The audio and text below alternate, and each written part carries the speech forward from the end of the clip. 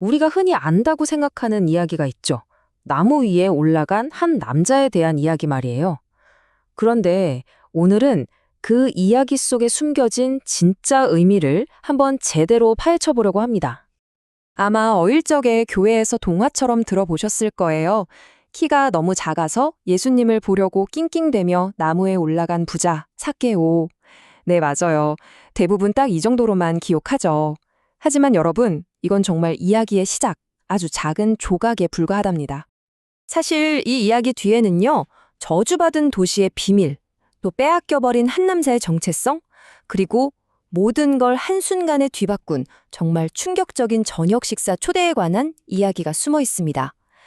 자, 그럼 우리가 알던 그 단순한 이야기의 껍질을 벗기고 그 속으로 한번 깊이 들어가 볼까요? 진짜 이야기는 바로 지금부터 시작됩니다. 좋습니다. 먼저 우리 모두가 아는 그 장면부터 시작해보죠. 예수님이 여리고라는 도시에 막 들어서서 거리를 지나가고 계셨어요. 그리고 바로 그때 이 이야기의 주인공 삭개오가 등장합니다. 성경은 그를 소개할 때 딱 한 단어로 정의해요. 바로 부자. 이게 세상의 그를 보는 시선, 그의 명함 같은 거였죠. 그런데 이 부자에게는 당장 해결해야 할 문제가 하나 있었어요. 바로 키가 너무 작았다는 거죠. 예수님을 보려고 몰려든 그 수많은 사람들 틈에서 까치발을 들어도 도저히 예수님을 볼 수가 없었던 겁니다. 그래서 그거 어떤 방법을 썼을까요?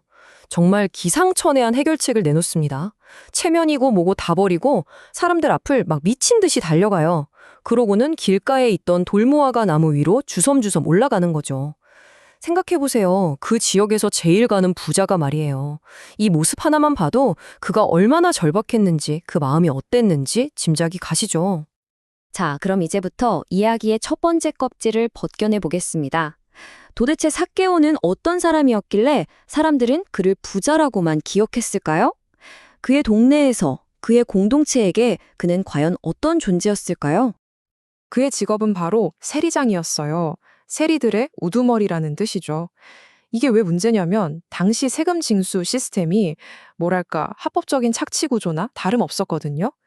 로마 제국에 정해진 세금만 딱 내면 그 이상으로 자기 민족에게서 얼마를 더 쥐어짠 애들, 그건 전부 세리장 개인의 주머니로 들어가는 시기였습니다.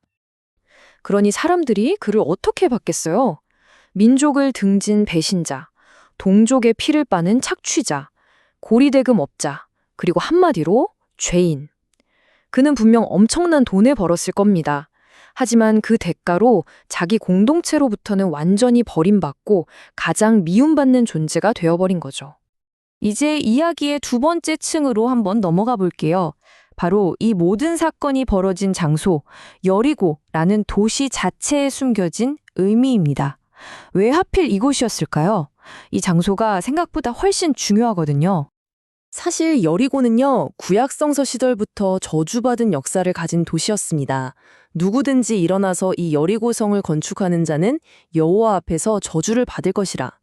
이게 무슨 말이냐면 이스라엘 민족이 약속의 땅에 들어와서 처음으로 무너뜨린 성이 바로 여리고성이었고 그 후 다시는 재건하지 말라는 저주가 선포된 그런 상징적인 장소였다는 거죠. 그런데 예수님이 바로 그 여리고를 방문하신 게 결코 우연이 아니었어요. 지도를 보면 북쪽 갈릴리에서 사역을 시작하셔서 십자가를 지시기 위해 남쪽 예루살렘으로 향하시잖아요. 그 마지막 여정의 최종 기착지가 바로 이곳 저주받은 도시 여리고였던 겁니다. 그러니까 이곳에서 벌어질 일은 예수님 사역 전체의 핵심을 보여주는 아주 상징적인 사건이 될 수밖에 없었던 거죠. 그리고 바로 그곳에서 저주받은 도시의 가장 미움받던 죄인에게 이 이야기의 하이라이트, 모든 것을 바꾸는 순간이 찾아옵니다. 바로 예수님과 삭개오가 눈을 맞추는 그 순간 말이죠. 여기서 정말 놀라운 반전이 하나 있어요. 바로 그의 이름에 담긴 아이러니입니다. 세상은 그를 죄인, 배신자, 도둑 같은 꼬리표로 불렀잖아요. 그런데 정작 삭개오라는 이름의 원래 뜻이 뭔지 아세요? 바로 순결한 자, 깨끗한 자라는 뜻입니다. 정말 아이러니하죠. 예수님은 세상이 그에게 붙여놓은 그 더러운 꼬리표가 아니라 그의 본질, 그의 진짜 이름을 보고 불러주신 거예요. 그리고 나무 위에 있는 그를 향해 예수님이 군중 전체를 충격에 빠뜨리는 한마디를 던지십니다. 삭개오야, 서둘러 내려오너라. 내가 오늘 네 집에서 묵어야겠다. 여러분, 이게 그냥 오늘 너네 집에서 저녁 먹자 이 정도 수준의 얘기가 아니에요. 당시 문화에서 누군가의 집에 들어가 함께 식사를 한다는 건요, 나는 너를 내 친구로, 내 가족으로 온전히 받아들인다는 뜻이었거든요. 모두가 죄인이라고 손가락질하던 바로 그 삭개오에게 예수님은 공개적으로 우정과 환대를 선언하신 겁니다. 자, 이 충격적인 만남이 과연 어떤 결과를 낳았을까요? 이제 이야기의 마지막 부분으로 넘어가 보죠. 그 결과는요, 정말 즉각적이고 믿을 수 없을 만큼 극적이었습니다. 삭개오는 서둘러 나무에서 내려왔습니다. 근데 이건 단순히 물리적으로 나무에서 내려온 것만을 의미하지 않아요. 평생을 더 높이, 더 많이 갖기 위해 아등바등 올라가려고만 했던 그의 야망과 욕심으로 가득 찼던 그 삶 자체에서 내려온 아주 상징적인 행동이었던 거죠. 그렇게 땅으로 내려온 그의 입에서 나온 첫 마디. 그 변화의 첫 번째 결과는 정말 엄청났습니다.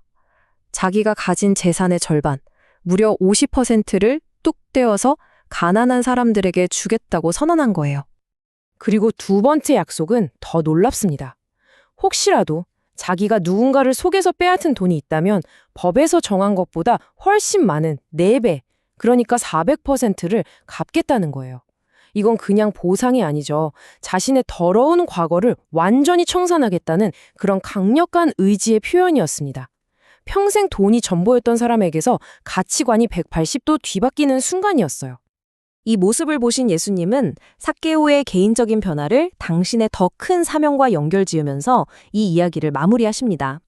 오늘 구원이 이 집에 이르렀다. 인자가 온 것은 잃어버린 자를 찾아 구원하려 합니다. 결국 삭개오의 이야기는 단순히 한 죄인이 회개했다는 차원을 넘어서 예수님이 이 땅에 오신 목적, 즉 잃어버린 자를 찾아 구원하신다는 그 목적 자체를 가장 완벽하게 보여주는 하나의 상징이 된 것입니다. 자, 수천 년 전 이 이야기는 오늘을 살아가는 우리에게도 똑같은 질문을 던집니다. 여러분은 지금 어떤 나무 위에 올라가 계신가요? 더 높이 올라가기 위해, 남들보다 더 많은 것을 얻기 위해 필사적으로 매달리고 있는 여러분만의 그 나무는 무엇인가요? 그리고 만약 그곳에서 내려오기로 결심한다면 우리는 과연 무엇을 발견하게 될까요? 한번 생각해 볼 문제입니다.